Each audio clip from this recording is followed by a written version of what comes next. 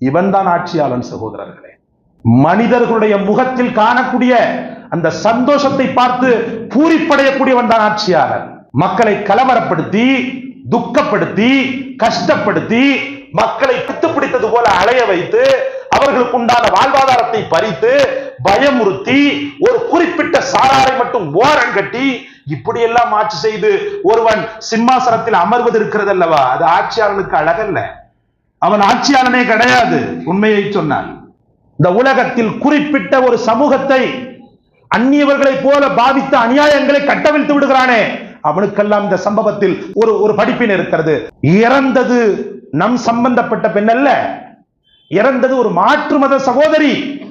அந்த மாற்று மத சகோதரியின் கொடூர மரணத்திற்கு தீர்வை நான் கண்டுபிடிக்காமல் இந்த இடத்தை விட்டு அப்புறமாக மாட்டேன் என்று சொன்ன அந்த நல்லாட்சி மிக்க மாமனிதர் முஹம்மது ரசூலுல்லாஹ் கடைசியில புலன் விசாரணை செய்யப்பட்டு அதற்கு காரணம் ஒரு யூதன் என்று கண்டுபிடிக்கப்பட்டு அதற்கு பிறகுதான் முஹம்மது ரசூலுல்லாஹ் இத்மினான் அமைதி அடைந்தார்கள். சகோதரர்களே, இந்த உலகத்தில் ஆட்சி பீடத்தில் அமரக்கூடிய ஒவ்வொருவரும் சிந்தனை செய்ய வேண்டும்.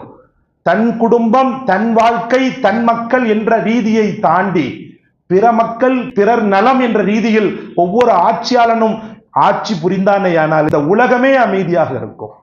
கொடூரங்களும் வக்கர புத்திகளும் வன்மங்களும் எப்போது ஒரு ஆட்சியாளனிடத்திலும் அவன் சம்பந்தப்பட்ட மக்களிடத்திலும் நிறைந்து காணப்படுகிறதோ அவன் நினைத்துக் கொள்ளலாம், என்னமோ நாங்க பெரிய ஆளுமையோடு அப்படி இப்படி எல்லாம் செய்யறோம்னு சொல்லிட்டு உண்மையிலேயே அவன் குழி தோண்டி கொண்டிருக்கிறான்.